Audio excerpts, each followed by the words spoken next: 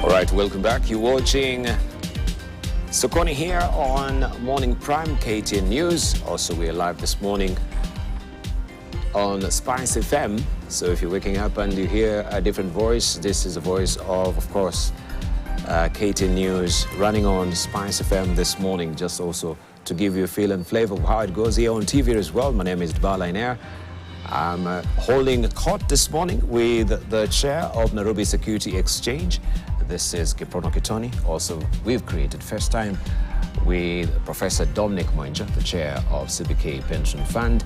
And we're continuing apace with the conversation on the state of economy and how the impact of the protest has adversely affected businesses in the country, looking at also how the NSE is faring right now.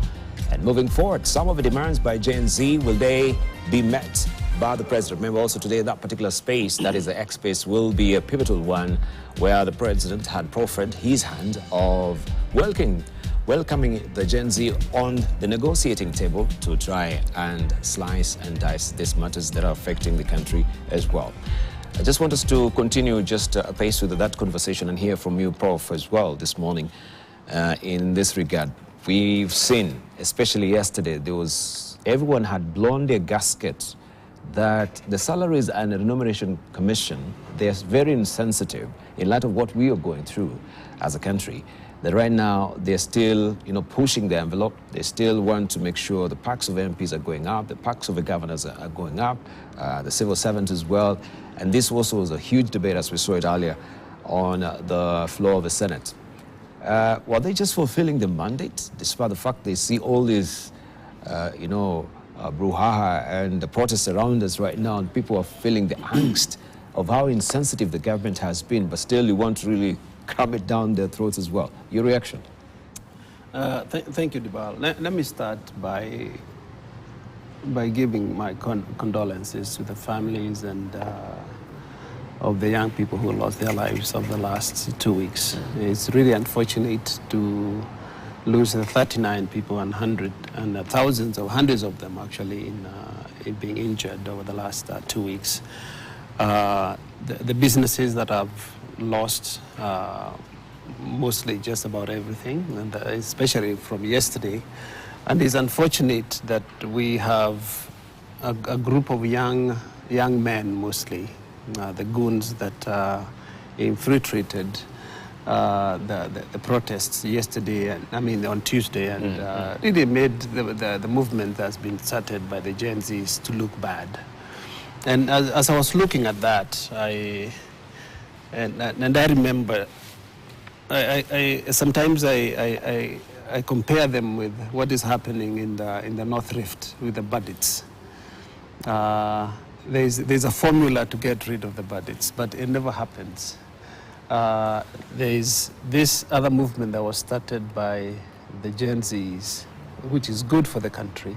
Then these bad guys come and really mess up the whole thing, and burning people's businesses is really not the way to go. And some of these things don't happen in a vacuum. There must be other people who are coordinating the goons and all that. And I would implore on the government to make sure that those people who are actually sponsoring some of these young men to go and do destruction. There's a video that was on social media. I don't know how true that was. Probably even Kiprono probably saw it. That apparently some young men lining up in some offices in Nairobi to get money to go and do the destruction. If that's really true, that is something that is very regrettable coming from our people. But I will look at this, what's happening the last 2 weeks. The first week I was not in the country, and then I came back on Saturday and then left. I was in Abu Dhabi and Dubai for the last 1 week.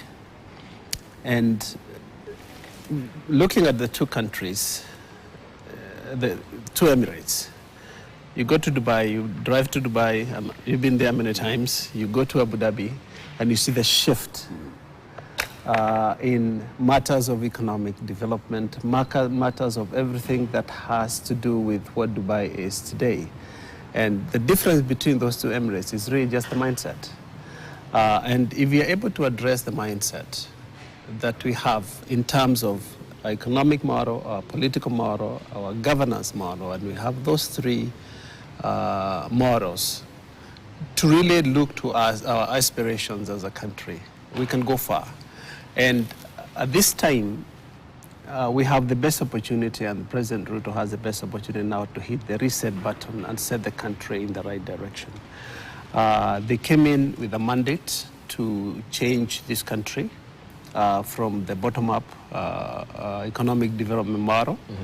And apparently immediately after that, we didn't see much of that taking place. And I was listening to the Senate yesterday, and for the first time I was actually proud of our parliament, because real discussions were taking place. People are actually looking inwards to see where we have gone wrong. And listening to the senators, and especially the senator from, the young senator from Kericho, very eloquent young man, very smart young man, and him talking about corruption and others talking about corruption as one of the bigger problems that we have in this country that has been there since the beginning of the Republic. But we have to address that. And part of, Kiprono's mention of Lee Kuan Yew, I also admire Lee Kuan Yew greatly.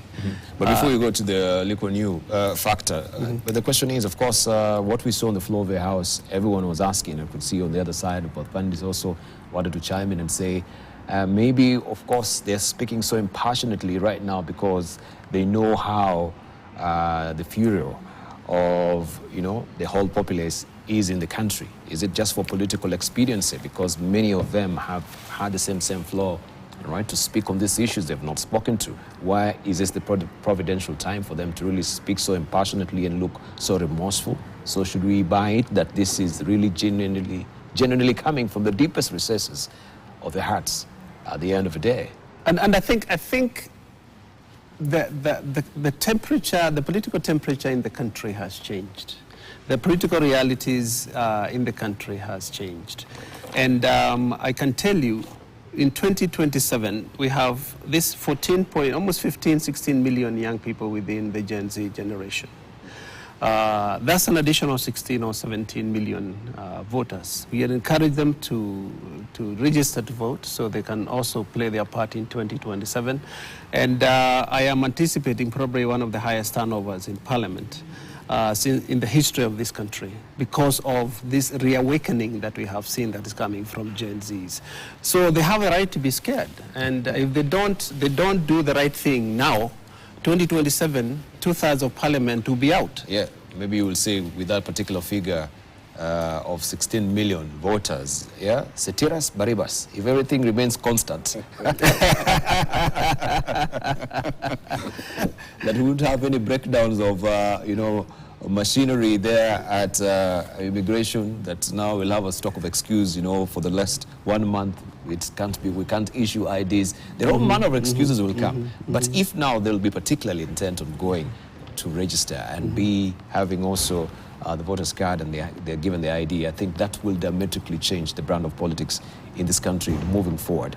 But let us just get down to the main brass tacks issues that have been raised, silent ones, first of all, because the president has indicated that moving forward from his speech, we shall be now dealing with corruption, head on, right? So I'm setting my face like a Flintstone and we are going to stanch the flow of corruption in this country. I mean, we've had this talk before, right? No sacred cow will be spared. So people are saying, can you begin with your own cabinet? Dissolve it. And the people who have been implicated, start with them, right? Why should we have sacred cows also within your cabinet? Should we dissolve the whole cabinet, just give it a fresh start, reset it? And people are hacking back to, the administration of Mwai Kibaki. For 2 months, he stayed without a cabinet, just to reset, the whole government structure again, start afresh, that we can see there is an intent of you moving forward and giving it a clean slate. Kiprono. Jamal, I think for me, what Gen Z has done is take us to the brink, the edge. We're at the precipice. We are at a point where if we don't unbundle this problem and face it head on, then the high likelihood is that, like a tsunami, we will be washed away. The leadership of this country are people of my generation. I went to university with President Ruto. I went to the youth service at the university with the Deputy President, Rigathi Gachagua. And really, I think it is incumbent upon them to save the reputation of our generation by doing the right thing. What the Gen Zs have done is call out what it is that is really ailing this society. And again, I said at the beginning that it is high time that we addressed the economic model of this country, we addressed the political model of this country.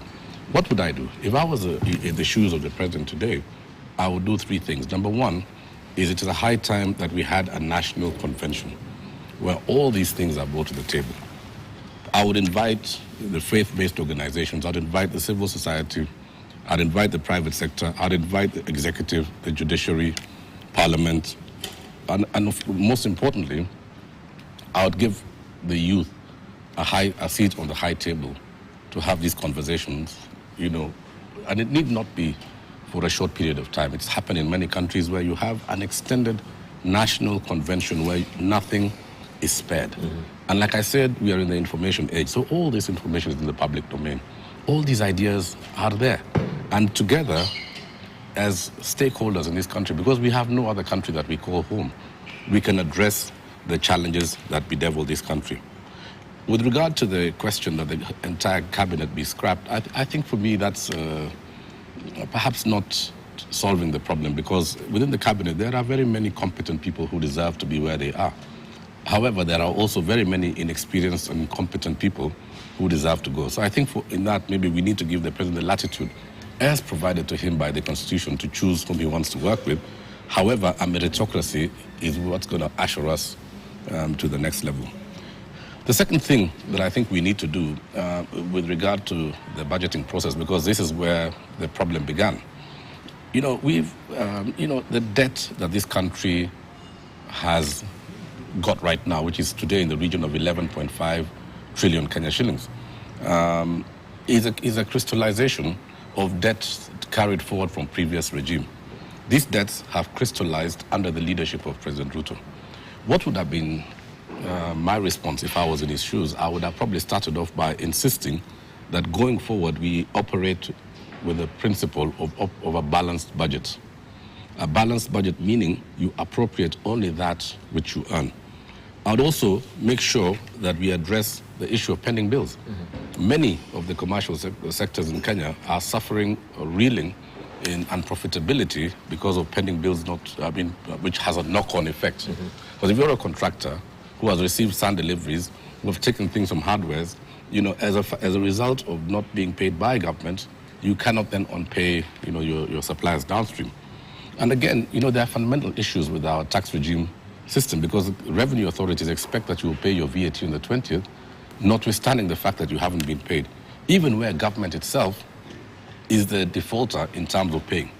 I have advocated before, when I was the president of the National Chamber of Commerce, that we probably need to have, at this moment in time, a tax clearing house, where if you're owed money by government and you are owing taxes, there should be an exchange where you can net your taxes off that's what you're owed by government.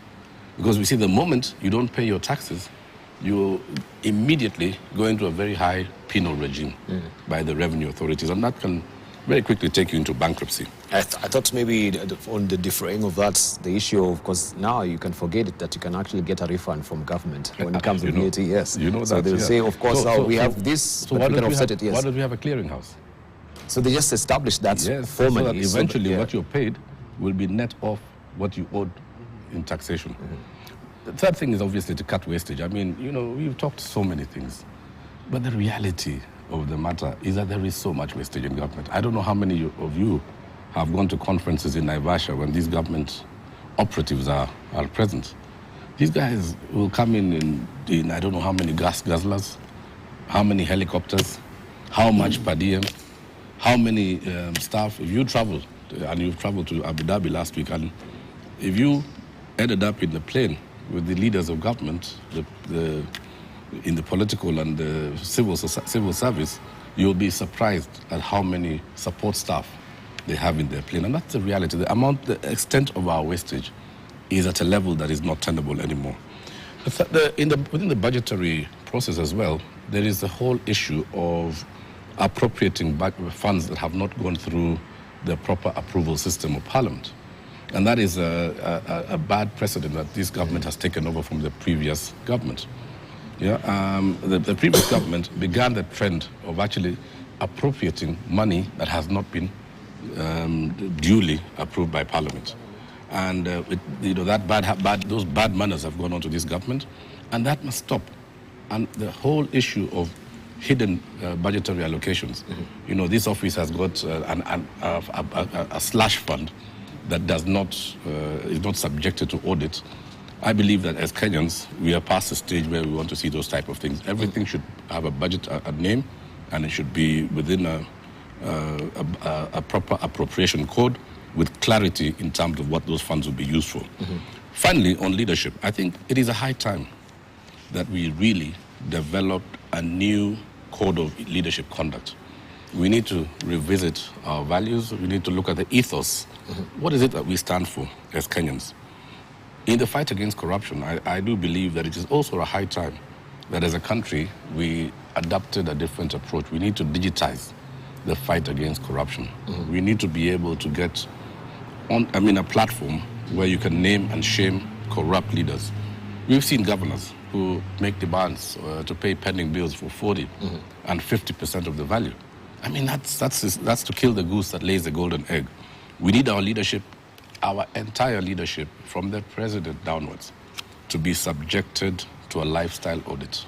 All right. We cannot have a situation where suddenly you hear this 5,000 acres belongs to so and so, 10,000 acres, this business has gone to so and so, the other business goes to so. If we see just now that the president is earning 1.4 million shillings, even he should lead by example and subject himself to a lifestyle audit. All right. It did. I'd interrupted you on your Leo Ku. You wanted to... No, just wanted to mention... Let it fly? Sure, look on you. I was coming to corruption, and how we have defined corruption is such an amorphous term that is really an abstraction. What we need to do to start fighting corruption is actually to put some teeth in the word corruption and start dissecting the word corruption. There are 5 things that are involved in corruption. Bribery, that's 1. Number 2 is theft. Number 3 is extortion. Number 4 is misappropriation. Number 5 is the deliberate creation of chaos with intent to benefit. Now, once we put those 5 things, and this is where Parliament comes in, where laws are amended and written to address some of these issues. Because unless we start doing that, when you say somebody is corrupt, what is it that you are looking at? Is he extorting people? Is it the asking for bribes? There are some countries, and especially in the US, where corruption is very well defined, and what I would ask that our parliament start looking at, if they really have to fight corruption, is to have what we call minimum sentencing guidelines, where if you're caught as a public official or as a private person corrupting a public official with a bribe, in order for you to gain favor or to gain a contract or whatever it is. But what for? There is, Prof, we have Mwongozo Code, right? Where would we come up with another guideline, and there's the SCAC that has developed that Mwongozo Code that has to be implemented. It's just a matter of implementation at the end of the day. And that's all those actually encapsulated within the Mwongozo Code. Then it comes then to leadership and governance. And this leadership has to come all the way from the top all the way to the bottom.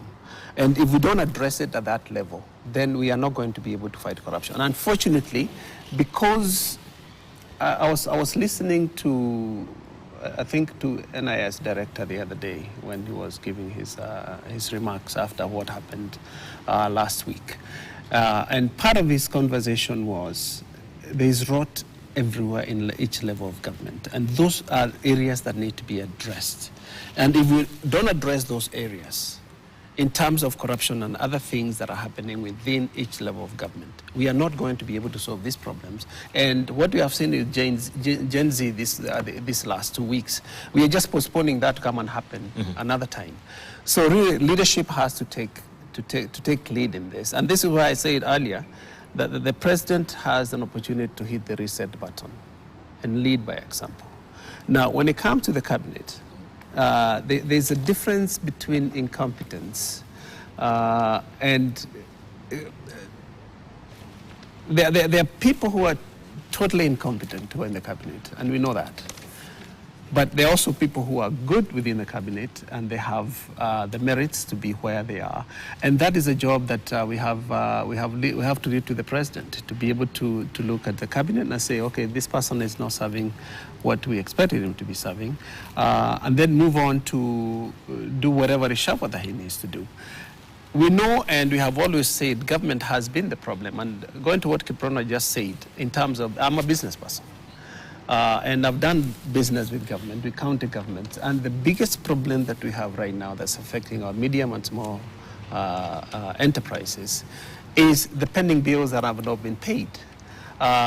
When you have your suppliers that are still waiting for you to pay them, and you have not been paid by government, sometimes you took a loan to complete the project that you're in. So that affects everybody downstream. It slows down the economic development.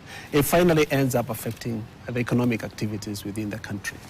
I saw you are greatly shared to say there's a difference between incompetence and then that word didn't want to trip off your tongue. It was a choking point maybe on you. and you being given the latitude and a room to swing your cards. You as a cabinet secretary at the end of the day. Yeah, because of, you know, that particular position or the power that is looming larger over you, that you are not given that particular room. That, yes, there's a diametrically, of course, opposite end of a difference where you have the freedom to do your work and being incompetent. I wanted just to raise the issue because now we're talking about even taxes, because this finance bill is all about taxes. And we have also the edible oil manufacturers now who are coming to the fore and they're saying, you know, also the 10% levy that is going to be slapped on the manufacturers of edible oil through the common external tariff is bound still to come up back to our breakfast table, our dinner at the end of the day. Now, yes, we've quashed the finance bill as it stands, but we have other levies that we have, the common tariffs within the East African community that will come to bear. It will come to bear on our bread at the end of the day. It will come to bear on our television sets, our mobile phone tariffs as well at the end of the day.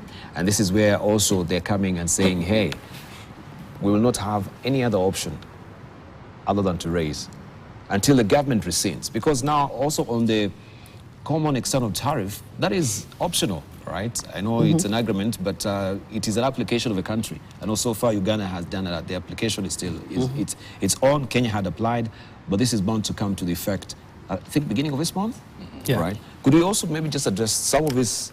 Because yes, we are bound to be paying taxes. I mean, it is the owners of every citizen to pay the taxes, but in the light of what we're going through right now, how do we address that? Deba, let me go first. I was part of the team that met with the head of state 2 weeks before the budget, and under the auspices of the Kenya Private Sector Alliance roundtable with the different sectors making the representation about the amendments that needed to be made in the budget. And I'm glad to say that many of the proposals that were put forward, you know, were actually adopted by government, and we saw very quickly soon after that the parliamentary group meeting adopted that, and the changes were made on a wide range of issues. That was the removal of the taxation on financial transactions at M-Pesa, the removal of quite a lot of, you know, the punitive levies, the eco tax that had been recommended, the motor vehicle tax that had also been proposed, etc. So to an extent, I would say that that consultative session that we went through yielded some results. However, it is my considered opinion that we need to broaden the conversation on the economic model.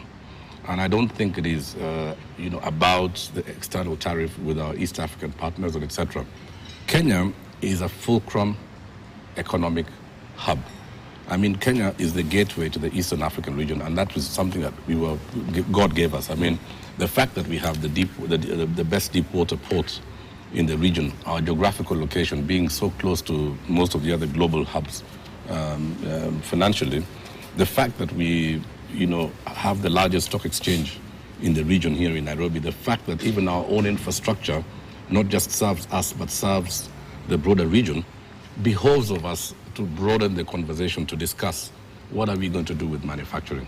What is the reality of manufacturing? And I remember in that specific meeting that I have just mentioned that an official of government stated that the edible oil that is coming out of the Kenyan local companies that manufacture edible oil is 97% processed, and that the value add in Kenya is only 3%. I heard that in that meeting, and I was actually taken aback. Do I know the facts of it? Of course I don't. But then if that is the truth, then we probably need to open that conversation. And we saw 2 years ago, I think, an intervention by cabinet secretary in that industry that led to a whole debacle that has never today been explained. We need to ask ourselves the hard questions on agriculture. What are our priorities? How are we going to address productivity? I have said it so many times, and I will not tire of saying, what have we done since independence? What would we say are the milestones in agriculture? Because we must remember that we are still predominantly an agricultural nation. But I come from Trans Nzoia. Has our maize production increased per acre since independence? No. Have our farming practices changed? No. What's the per capita milk production in this country? Can I surprise you? It is less than 10 liters per annum. So the reality is that the majority of our livestock in Kenya, in other jurisdictions, would qualify as pets and not productive. I went to a farm in the Arava Desert in Israel, and that farm had the highest average milk production in the world. I think it was at 68 liters, 68 liters per annum. We are dealing at sub 10 in Kenya. What are we doing with our service industry, our banking, our telcos? How are we positioning ourselves to create the next, companies that would not just speak to our local markets, but will become leading Pan-African players and perhaps even global actors? If we look at the performance even of our top companies like Safaricom over the last few years, it's not been inspiring. And it speaks to the whole conversation about what are we doing with our economy. So I think for me, it is a high time that all these conversations be brought to the table and we have a clarity of the kind of nation that we are going to bequeath to the next generations. All right, just looking also on how the public wage bill has really gone up. 29 billion shillings is what is being put here, looking at the headlines, as the SRC freezes pay raise.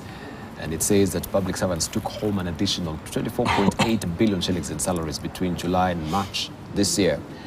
I remember there is a bill also, I think, on the floor of the House regarding the pension of the civil servants, right? This is right up your alley as a chair of CBK Pension Fund, that they want to cushion, the civil servants from inflationary rates so that at least when the inflation goes up, also your pension is taken care of. Question is, at whose expense? Yeah. At whose expense? And why the preferential treatment for civil servants? I mean, everyone is feeling the pinch. We all Kenyans will feel the pinch of even, for the private sector. Then maybe we should be gagging for that also, inflationary rate cushioning, right? And the buffer zone. Yeah, Dibal, before I comment on the wage bill, let me go back to what Kiprono just said in terms of manufacturing.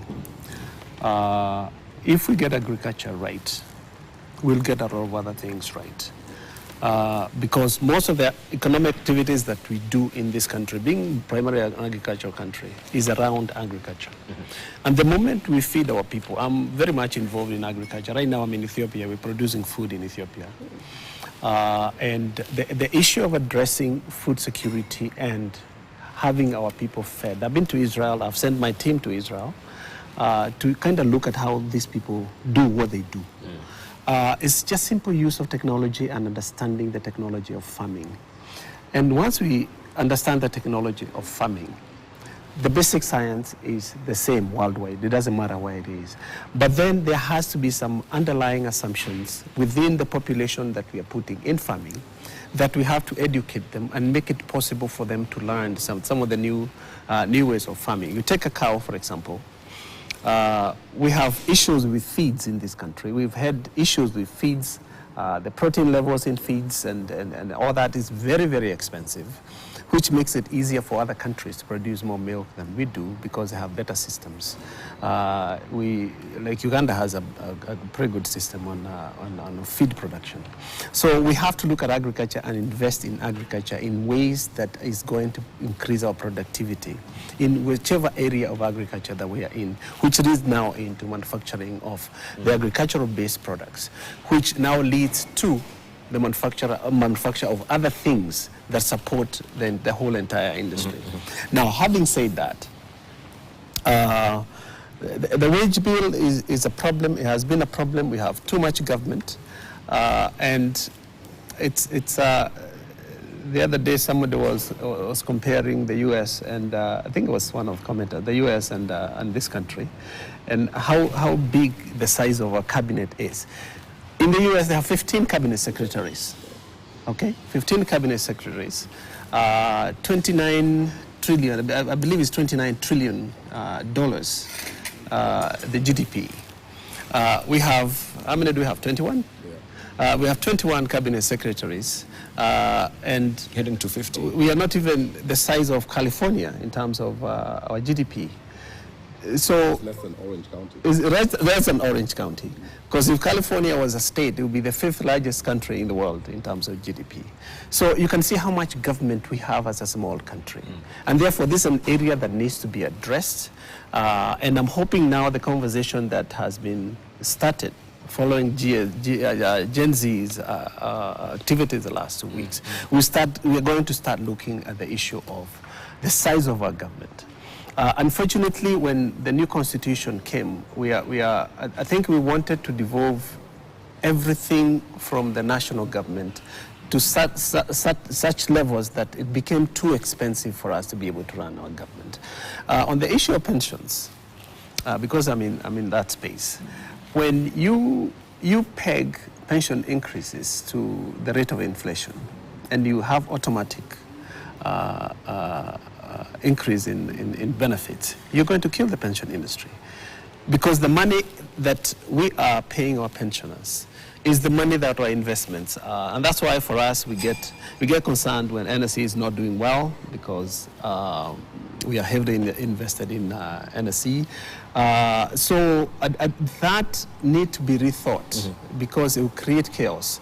But if it is for the public sector, which means we have to go back into our pockets and get more money, because we have just created a huge amount of legacy costs that will follow us for the next 15, 20, 30 years as these people retire. So those are things that we really need to start looking at. And the reality of on the ground is if the economy is not performing, then pegging the benefits to the inflation rates it might be very disastrous to the economy and also to the pensions themselves. So this is a very wrong-headed idea. Okay. Let me just respond briefly to Prof on the NSE's performance. The Morgan Stanley Frontier Market Index has actually rated the NSE as the best performing exchange in Africa. I mean, this year we've had a 20+% increase in shareholder wealth. And talking about the market, you know, the stock exchange the securities exchange is a very, very viable option for investment, and it is something that I'm glad was embraced by this new government. And I have stated it before, and I state it again, that the big challenge with our market is not on the demand side; it is on the supply side. Yes. We have insufficient products. You see, he runs a pension fund, and he must deploy his funds for posterity and for the futures of those who've invested those funds. And unfortunately, we only have 62 counters, perhaps about 30 of them actively trading. And we've actually been burning the midnight oil together with our new CEO, Frank Mwiti, in speaking to the government on the privatization program, and I'm glad that Cabinet in its last meeting approved the first phase of the privatization program. However, we are still encouraging government to be a lot more brave and come forward with their substantial companies and bring them to market. What does that do? It improves, one, the governance of those enterprises. Two, it gives Kenyans and global investors an opportunity to have a share in our successful enterprises. And thirdly, it democratizes wealth. So we really need to push on the supply side. Also, with regard to scalable privately held companies, we've been having a series of meetings, and I'm glad to report that we right now have a pipeline of 3 family-owned enterprises that are, doing initial public offerings. However, capital is a coward. Capital is a coward, and it only goes to where it feels safe. So the sooner we get out of this volatile phase in our democratic dispensation, then the easier it is for our market to create long-term gain. Warren Buffett and Charlie Munger, who created the Berkshire Hathaway enterprise, they took a very long-term view to investing. And I'm really glad to see that our pension industry is growing very, very rapidly. And as they collect those funds from employees, they need to be deployed somewhere. And we can only build that pension industry if we broaden the offerings in our securities exchange. Let me go back to agriculture, and I completely concur with Prof.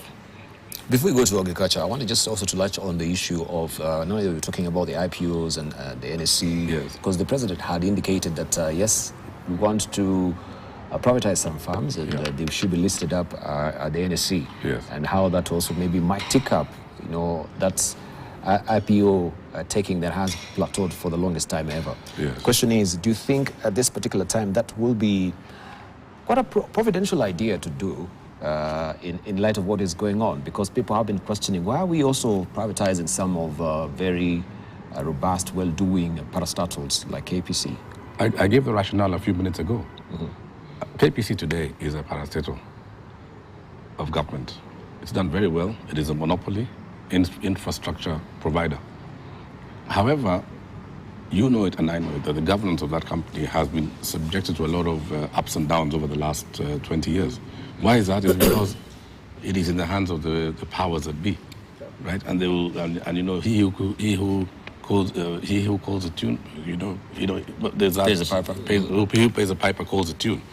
The first phase of the privatization, and I have the list here with me, is the East African Portland Cement. The government also has a small shareholding of about 4% in the Nairobi Securities Exchange. There is a Housing Finance Group. There's Stanbic Holdings. There's Liberty Kenya Holdings, and there's Ever Ready. That is the first phase. I believe, and I'm completely convicted in this, that if the Kenya government brought Kenya Pipeline for listing, if it brought the Airports Authority, these companies would be far better governed. And you see, an initial public offering does not mean that you lose control. Look at Kengen, for example. Kengen is a blue-eyed boy of government holding, because you see it's a very well-governed company.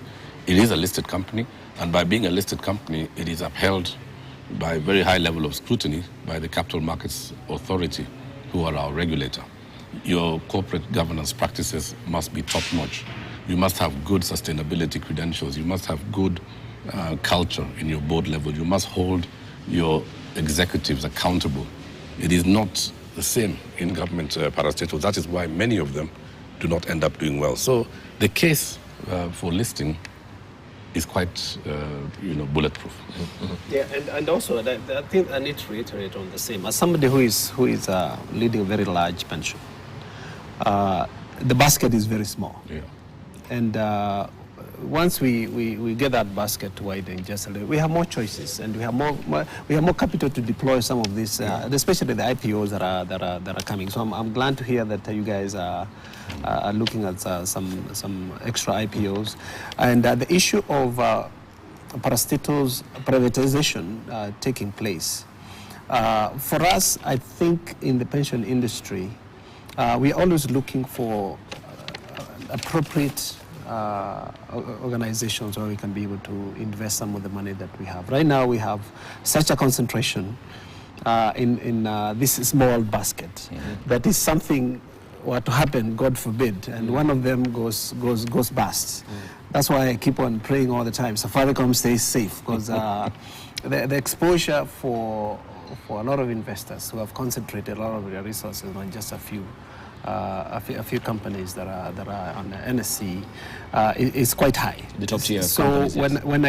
when we see all this turbulence taking place in the economy, politically and otherwise, we get jitters as well as investors, and And that's why political stability is extremely important, because we have chances now to start talking about growth, prosperity, and investment. In the absence of that, those discussions we cannot have. Right. We have a few minutes just to wind up the show today. We end early a bit so that we can pave way also for City and Anke to come and take us through the other session. But I'll be remiss if we don't talk about a latest development we have that has been gazetted by the government, and it's all about suppliers and contractors, where we know that President Ruto's administration has hit government suppliers and contractors with a new levy in regulations gazetted by Treasury. All procurement contracts signed between suppliers and procurement entities will now attract a levy at the rate of 0.03% of the value of the signed contract. This means that for a 1 billion shillings tender, one will pay 300,000 shillings to the government. This is besides taxes. And it says here that the purpose of the levy shall be to provide funds for the development of capacity through training, technical support, and mentoring of the persons involved in the public procurement and assets disposal. The regulations, of course, read that. The rules drawn by the National Treasury, CS Njuguna Ndung'u, in order to facilitate the achievement of value for money in public procurement and enhance the quality of public service. Where contracts are to run for many years, the procuring entity should ensure that the full amount of the levies is determined on the total procurement contract price and shall be progressively deducted and remitted accordingly. That is also what the rules are saying here. If you read the publication today also in the Star, it highlights that. I just wanted you to contribute on this because now it seems there's a training here from government. I think the ball, honestly, for me, it's a joke. It's a joke. It's a joke. I mean, literally. Now that has been gazetted. Can they pay the pending bills first? Can they take? Maybe this is a way of paying the pending bills. Can they take Kenyan enterprises out of the misery of the quagmire of pending bills? Pending bills is such a big problem. Pending bills has caused the breakdown of enterprise. It has caused companies to collapse. It has caused families to break. It has caused children to be taken out of school. Pending bills has led to the deterioration of services. Pending bills has created further corruption as people are being enticed to cede that which is rightfully theirs to those who can facilitate the payment. Pending bills is such, a black spot in our economy that in the event that it is not dealt with holistically and quickly, we will continue to make enterprise in this country suffer. So, in my opinion, the government should shelve that levy and pay pending bills first. Right. They want to mentor you. Yeah. Right? No, I'm on the same opinion. That is egregious. That's ridiculous. As Kiprono, being a small business myself and others that I know that have pending bills that have not been paid. And sometimes you have to go and pay other people for you to be paid the money that, so that you end up spending even your profits on the process of getting paid. And right now is at about 640 billion from the national government, and you got the county government. It's probably another 300 billion or even more. So we have more than 1 trillion that's owed to businesses out there.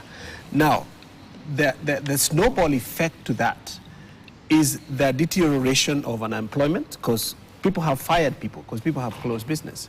Bankruptcies that are taking place as we speak. Folks that should have been hiring people are not hiring people, and therefore we are hurting ourselves as a country because the economic activity is slowing down because of these small and medium-sized enterprises. Also, don't forget, the biggest creators of jobs is not the big corporations. It's the small and medium-sized enterprises, because they're everywhere. Once we had them, we had the entire economy. Indeed. So when you're talking about quality for money, Because I think this is just to, of course, tighten the rigors of quality assurance at the end of the day. I mean, what was the purpose of going through the procurement, tendering, and of course picking the best person who will deliver quality at the end of the day? Are they telling us so far what we have been doing? We have been dealing with incompetent people that are not trained. That's the question. Yeah, I think for me, we just need to see more creativity on the part of of tax policy. I mean, I think right now what seems to be happening is tax anything and everything, that moves, that flies, that is stationary, and that's not going to get us too far. I mean, we cannot tax ourselves into prosperity. And there's no country that has ever developed through taxation. Yeah. But let me just say something on. You can prepare your headline thoughts as well. Okay, is it my final comment?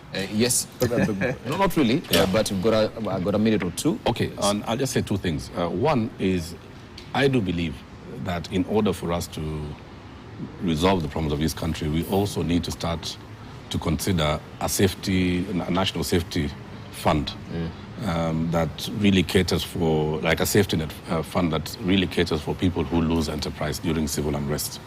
Those people in Kitengela, in Kisii, who've lost their businesses, the government should actually create a kitty that caters for those eventualities, because it has happened many times with the post-election violence of 2007, with the tribal clashes of the 90s, and with this Gen Z-led protest. So we need to find a solution to get those people back and their livelihoods back on the road. Number two, on the side of on our conversation in agriculture, we need to focus on research, incremental research. I've been to Brazil, I've been to Argentina. And what these Latin American countries have done in order to be so successful in agriculture is they have come up with their own research-based, homegrown solutions to deal with their agricultural productivity. In Kenya, we spend very little money and time and attention on the scientific aspects of agriculture, which we need not borrow from the West. We can develop it as homegrown solutions. Fantastic. All right, let's get your closing remarks then. And just to say that to the Gen Z, they need to register as voters. We need to be a country that allows the 5-year cycle. I don't think that we should actually be focusing our energy on the clarion call of Ruto must go. No, we need to give him the opportunity to finish. He's done 40% of the time of his first term. It's 2 years out of 5. And he needs to take stock of what he's going to do in the remaining 3 years. And we really do hope that he will redeem our generation. Indeed, indeed. Prof, your closing remarks. My closing remarks. I think we have not had enough emphasis on dealing with SMEs in this country. And I advocated for this during the last campaign season on the establishment of a small business administration that deals strictly with small businesses. Not even the department that is there within government right now, just like the one that's in the US. The next is to the Gen Zs. We have heard you, keep the pressure, hold us grown-ups responsible for the things that we say we are going to do. Number 3 is the president now has a chance to hit the reset button and set this country in the right direction. Over the next 3 years of his administration, as it comes to what will happen in 2027, he has that opportunity to hit the reset button and really listen to the people and act on what the people's concerns are. Indeed, indeed. Professor Dominic Mwenje, the chair of CBK Pension Fund, thank you for coming through this morning. Quite an interesting, cogent discussion we've had with the chair also of Nairobi Security Exchange. Kiprono Kitone, thank you for coming through for that incisive, of course, discussion we've had. And of course, we pray that today being also another day that they will be turning out in force to be on the streets, of course, agitating for change. We are on the cusp of it as a country, and things are changing. The paradigms are shifting. And we hope that there is, of course, a new rebirth of a country, as Edmund Burke will always put it, when, of course, barriers are broken, new world is created. And, of course, now these barriers and the boundaries are being broken and the new world is being created. Don't go away. We continue pace with the conversation. We take a short break right now. And later on the program, we'll be joined by Siti Muga and, of course, Anki as well to continue the conversation. Also, we are live this morning on Spice FM. On behalf of our panelists, thank you very much for your valued company. I really do appreciate. My name is Dibail Ainer. I sign off right now. And, of course, on the other side of the break, we continue pace with the conversation here on Morning Prime, Sokoni. Thank you.